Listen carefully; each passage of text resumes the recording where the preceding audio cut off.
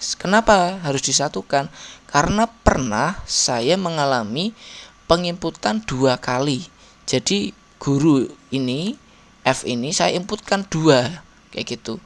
Ternyata itu menjadikan salah satunya tidak valid untuk JP-nya. Assalamualaikum warahmatullahi wabarakatuh. Berjumpa kembali di video saya. Pada video kali ini saya akan melanjutkan mengenai perhitungan koefisien PKL untuk semester 1 tahun ajaran 2026 dan 2007, di mana pada video sebelumnya saya sudah menjelaskan mengenai aplikasi ini ya. Jadi kalau Bapak Ibu belum menyimak video sebelumnya, silakan Bapak Ibu bisa menyimak terlebih dahulu supaya nantinya memahami apa yang saya jelaskan pada video kali ini, seperti itu. Nah, baik Bapak Ibu, langsung saja. Di sini saya memiliki 10 kelas yang melaksanakan PKL di semester 1 ini dengan jumlah total siswanya adalah 350 siswa.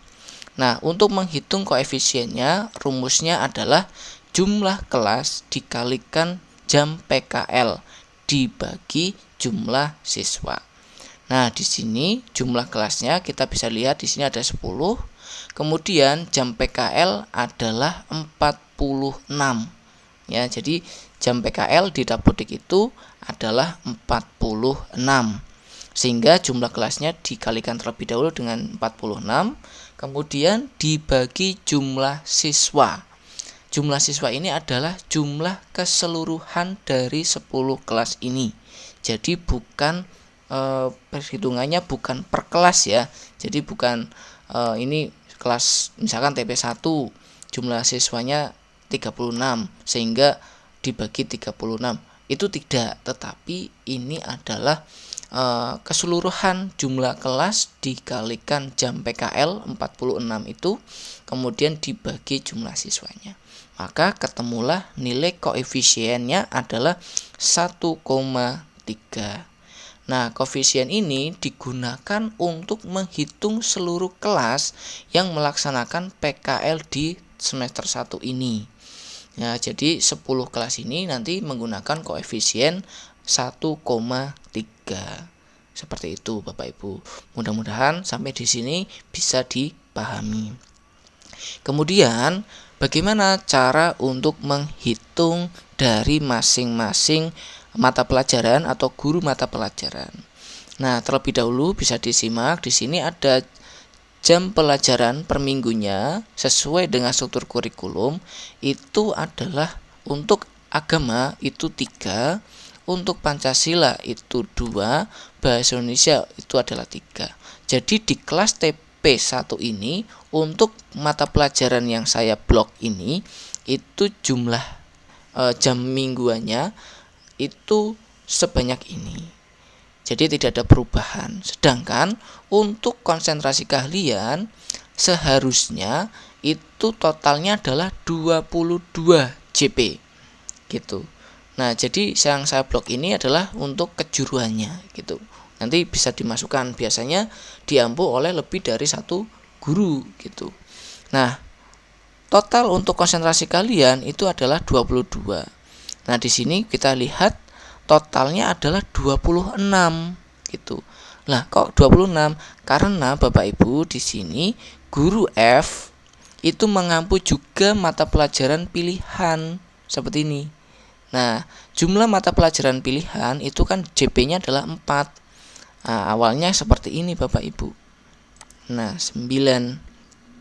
Nah, seperti ini. Harusnya untuk F ini adalah 9, untuk G ini ada 13. Jadi totalnya adalah 22 sama.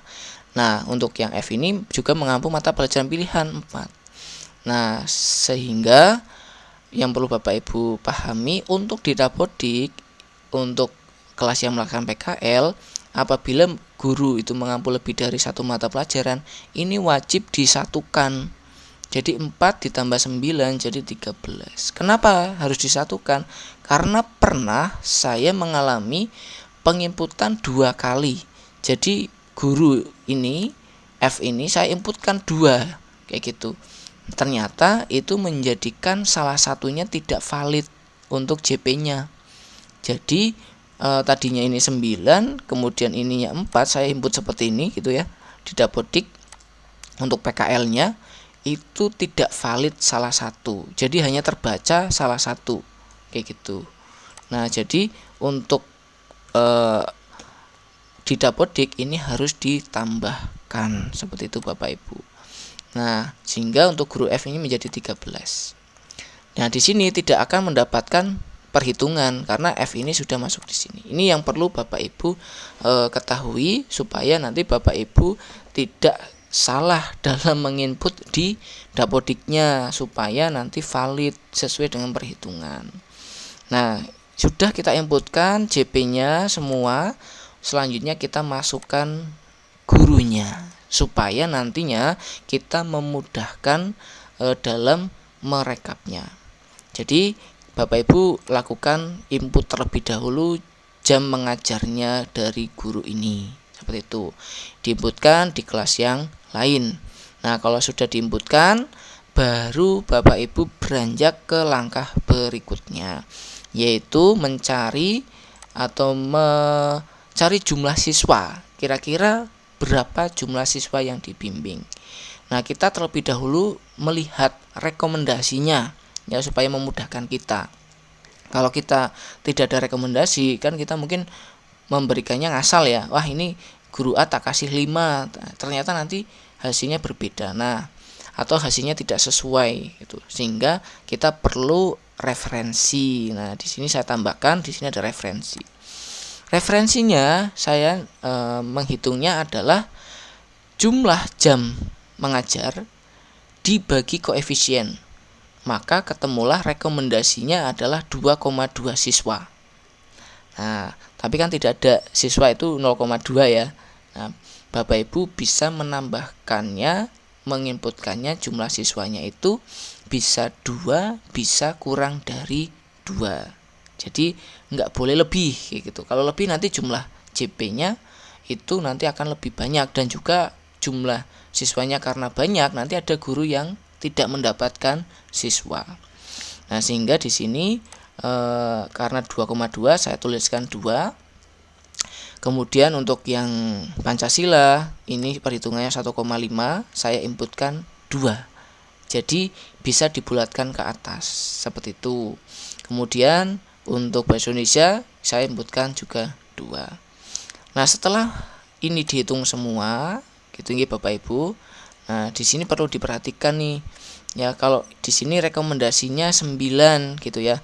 Kalau ketika saya input ini 9, maka yang terjadi adalah ada siswa yang tidak mendapat pembimbingan. Kan kasihan gitu ya. Jadi siswanya ini kasihan sekali nih, nggak ada yang dibimbing.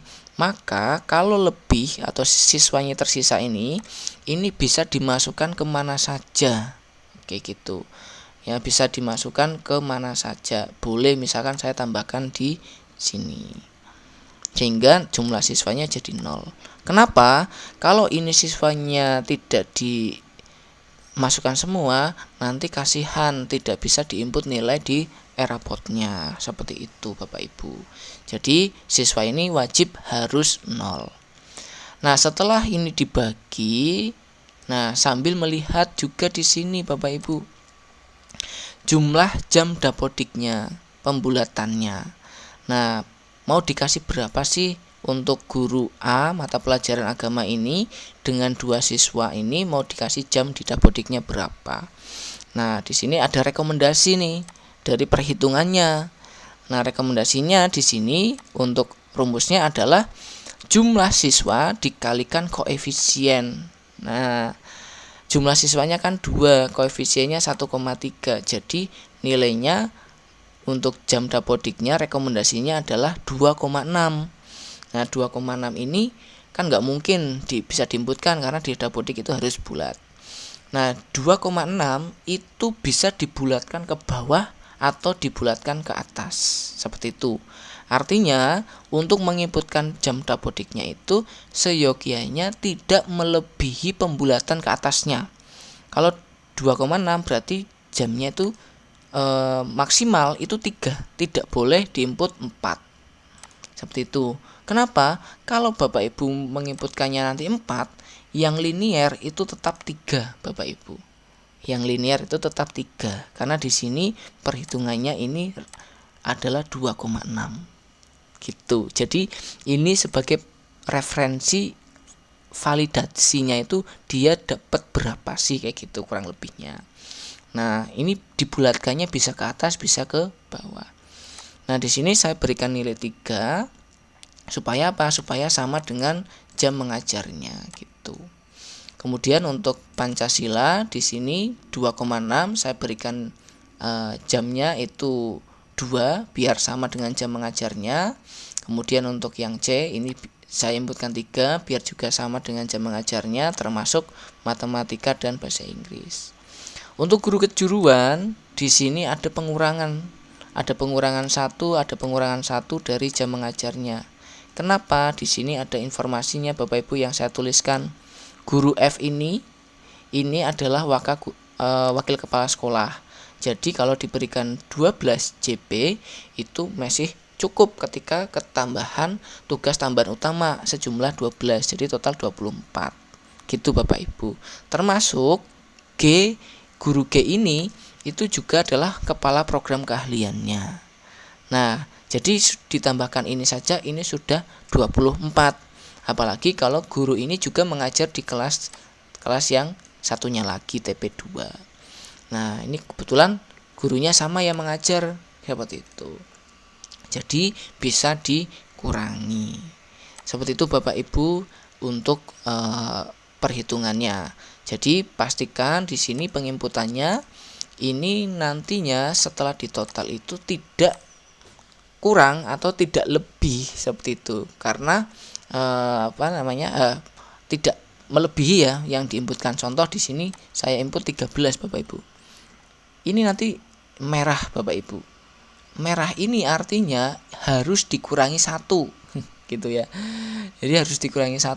Mana yang harus dikurangi? Ya otomatis kita melihat ini gak mungkin karena ini guru normatif adaptif gitu ya, normada, dan juga untuk yang lain jamnya sudah mepet-mepet kayak gitu kan misalkan.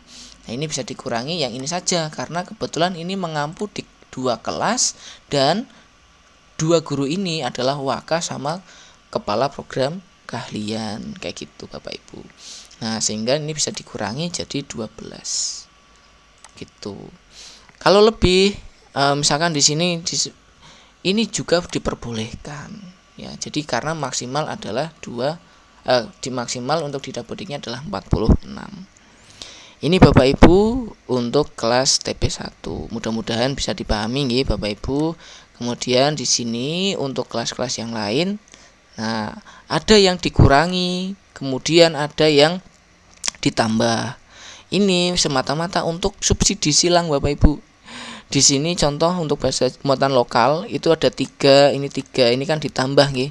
Karena apa? Di kelas TBKR 1 itu tidak dapat jam. Nah, ini bisa ditambah. Yang terpenting adalah di yang lain itu mempunyai kecukupan JP. Nah, di sini saya contohkan nih untuk guru C ini dapat 1 JP. Kenapa? Alasannya saya tulis di sini. Karena C ini sudah cukup ya. Jamnya itu sudah lebih dari 24 JP. Termasuk guru E yang mengajar di bahasa Inggris. Ini saya tidak berikan jam di dapodiknya. Ya, kenapa? Karena E ini sudah lebih dari 24 JP. Nah, kemudian kenapa untuk yang kejuruan ini ada yang ditambah? Harusnya di sini 7 tapi di sininya 8. Karena Bapak Ibu di sini kan jumlah siswa yang diinputkan kan 6. Gitu ya. Jumlah yang diinputkan 6. Kemudian hasil perhitungannya referensinya adalah 7,8. Kalau saya di sini input 7, ini bisa Bapak Ibu valid 7 gitu. Tetapi di sini masih ada jam sisa yang bisa dialokasikan ke guru-guru gitu kan. Nah, kita mengalokasikannya kemana? Yang memungkinkan jumlah JP-nya gitu. Kalau di sini nggak bisa Bapak Ibu saya tambah menjadi 3, misalkan di sini tambah jadi 3 gitu. Itu tidak bisa. Ya, validnya nanti terbacanya cuma 1 Bapak Ibu. Karena di sini nilainya perhitungannya adalah 1,3. Jadi di sini walaupun diinputkan 3 ataupun bahkan 4 gitu, itu nanti yang valid itu hanya 1 JP saja. Jadi daripada ini diinputkan 4 tapi yang dihitung validnya adalah 1, mending di sini ditulis 1 saja gitu. Kemudian di sini masih ada sisa 3 yang bisa dialokasikan. Nah, kita lihat di yang lain. Nah, ini bisa ditambahkan nih. Ini 2 menjadi 3. Nah, ini bisa 3. Kemudian untuk yang di sini bisa tambahkan menjadi 8. Karena kan 7,8 nih. Nah, 7,8 di sini juga 7,8 bisa dibulatkan ke atas jadi 8. Sehingga jamnya ini menjadi 0. Artinya ini 46 terserap semua untuk jam di TKR 3. Namun ada yang dikurangi untuk bahasa Indonesia dan untuk bahasa Inggris. Tapi di sini ada alasannya kenapa dikurangi, karena sudah cukup. Seperti itu Bapak Ibu. Nah, di sini juga sama untuk kelas-kelas yang lain. Seperti itu. Ya, jadi pada prinsipnya adalah kita menghitung jumlah murid atau jumlah pembimbingannya di sini disesuaikan dengan jumlah murid yang ada di kelas tersebut, kemudian dikonversikan berapa JP Dapodiknya yang linear. Di sini ada referensinya. Kemudian nanti kita inputkan jumlah JP-nya jangan sampai melebihi 46 seperti itu. Jadi harus maksimal sekali di sini nilainya 0. Tapi kalau di sini misalkan kayak 4 gitu ya. Di sini ada 1 artinya masih ada 1 jam yang bisa dialokasikan. Nah, di sini kan saya ambil contoh di sini kan tadi dikurangi ya, saya tambahkan lagi, kembalikan lagi jadi 5. Seperti itu Bapak Ibu. Nah, yang paling penting adalah siswa ini jangan sampai ada yang sisa. Kalau ada yang sisa dimasukkan ke yang memungkinkan, bisa ke guru kejuruannya. Seperti itu Bapak Ibu. Nah, dalam perhitungan ini juga bisa melihat Bapak Ibu di rekapan hasilnya apakah guru-guru ini sudah memenuhi semua JP-nya, sudah melewati 24 atau belum. Kalau ada yang belum maka kita harus mereview kembali. Seperti itu Bapak Ibu. Mungkin kita harus lebih jeli lagi dalam menghitung sama kita melihat guru dengan tugas tambahannya. Ya, dengan tugas tambahan waka, tugas tambahan kepala program keahlian, seperti itu. Nah, itu Bapak Ibu yang dapat saya sampaikan untuk perhitungan ini. Kalau ada pertanyaan, bolehlah ditulis di kolom komentar. Terima kasih. Assalamualaikum warahmatullahi wabarakatuh.